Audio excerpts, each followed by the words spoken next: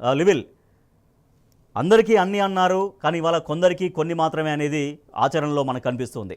So ఒక్కొక్క మండలానికి ఒక్కొక్క గ్రామం అంటే ఆ ఒక్కొక్క గ్రామం 2 గ్రామాలు ఎప్పుడు కావాలి, 3 గ్రామాలు ఎప్పుడు కావాలి, ఆ మండలం ఎప్పుడు కావాలి, జిల్లా ఎప్పుడు కావాలి, రైతు భరోసాకు సంబంధించి.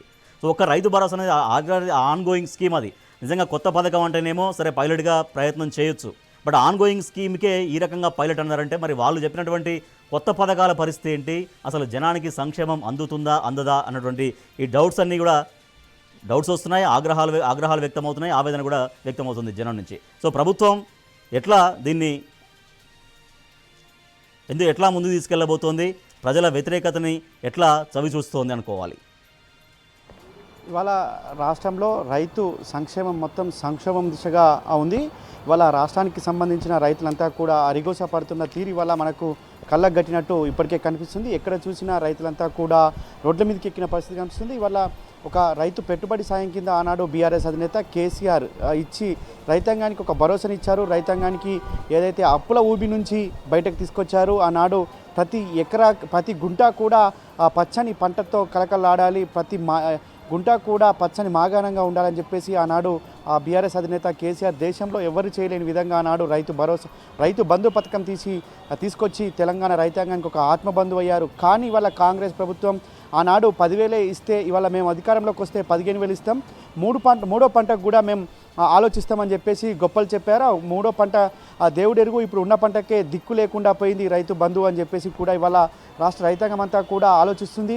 అయితే గత సంవత్సర కాలం అంటే 2 సంవత్సరానికి 2 పంటలు ఉంటాయి ప్రధానంగా తెలంగాణలో 2 పంటలకు కూడా దాదాపు 7,500, ఒక ఎకరాకి 7,500 అంటే దాదాపు 15,000 రూపాయలు ఇవాళ ఏదైతే ఇవ్వాల్సిన డబ్బు కూడా ఇవ్వకుండా ఇవాళ రైతాంగానికి బాకీ ఉన్న పరిస్థితి కనిపిస్తుంది. అయితే మొన్న క్యాబినెట్ సమావేశం కావచ్చు, ఇటు అసెంబ్లీ సమావేశంలో కూడా చాలా గొప్పగా చెప్పారు. వారంతా కూడా మేము త్వరలోనే ఆనాడు బీఆర్ఎస్ హయాంలో దుర్వినియోగం చేశారు కాబట్టి మేము ఇవాళ అధికారంలోకి వచ్చినాం, మేము ఖచ్చితంగా పక్కా లెక్కలతోటే మేము ఇలా రైతు భరోసాను అమలు చేస్తాం, మేము చెప్పిన మాట ప్రకారం మేము 15,000 వేస్తామని అసెంబ్లీలో ప్రగల్భాలు పలికారు. కానీ తీరా చూస్తే ఇవాళ ఏదైతే ఆ లెక్కలన్నీ కూడా మళ్ళీ గతంలో ఏదైతే ఇప్పుడు ఏవైతే మండలానికి ఒక గ్రామం ఎంచుకున్నారో ఆ గ్రామంలో కూడా లబ్ధిదారులకు పూర్తిగా ఇంతవరకు అందని పరిస్థితి, అర్హుల జాబితా ఏంటి, అనర్హుల జాబితా ఏంటి అని ఇప్పటి కూడా గందరగోళంగా నెలకొన్నటువంటి వాస్తవం క్షేత్రస్థాయిలో ఉంది. సో వీటన్నింటి గురించి అసలు అందరికీ అని చెప్పి అందరికీ అన్ని ఇస్తామని చెప్పి వాళ్ళ ఒక్కొక్క గ్రామంలో ఆ గ్రామంలో కూడా అంత గందరగోళంగా మారుతుంటే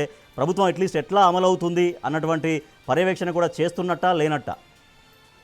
వాళ్ళ ప్రభుత్వం కనీసం కూడా పట్టించుకున్న పాపాన పోతలేదు. ప్రభుత్వం పథకాల అమలుపై కనీసం కూడా సమీక్షలు లేవు. కనీసం కూడా మంత్రులకు, ఇటు ముఖ్యమంత్రికి, అటు అధికారులకు సమన్వయం పూర్తిగా అసలే లేదని చెప్పుకోవచ్చు. ఎందుకంటే మొదట ముఖ్యమంత్రి స్వయంగా ఇక్కడ ఏదైతే ఆ వికారాబాద్ జిల్లాలో ఒక సభలో ఏదైతే ఈ పథకాల లాంచింగ్ కార్యక్రమంలో పాల్గొన్నప్పుడు స్వయంగా 70 లక్షల మంది రైతాంగానికి రాత్రి 12 గంటలకు టంగు వస్తుందని చెప్పేసి చెప్పిన ముఖ్యమంత్రి మాటలకి వాళ్ళ అర్థం లేదు, అవిటికి విలువ లేదనేది వాళ్ళ రైతాంగం అంతా చర్చించుకుంటున్నారు.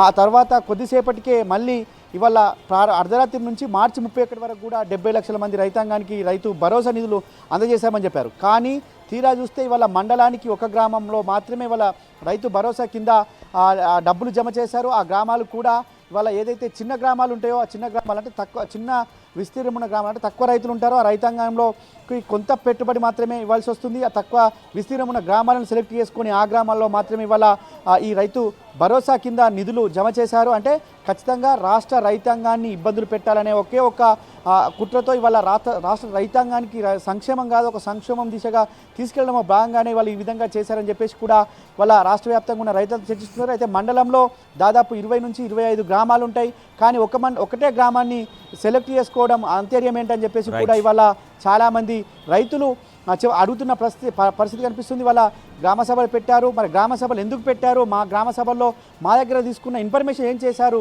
వాళ్ళ ఒక మండలానికి ఒకే గ్రామం అన్నారు, గ్రామ సభలు ఒకటే గ్రామంలో ఎందుకు పెట్టలేదని చెప్పేసి కూడా వాళ్ళ అధికారులను కావచ్చు, కాంగ్రెస్ ప్రభుత్వానికి సంబంధించిన మంత్రులను, ప్రజాప్రతినిధులను ఎక్కడికక్కడ నిలదీస్తున్న పరిస్థితి కనిపిస్తుంది. అయితే రుణమాఫీ విషయంలో ఏదైతే దాటవేసిందో ఈ రైతు భరోసా విషయం కూడా ఈ విధంగా దాటవేసే ధోరణితో ఈ ప్రభుత్వం ఉన్నట్టు కూడా వాళ్ళ రైతులంతా చర్చించుకుంటున్న పరిస్థితి కనిపిస్తుంది. రాజేష్.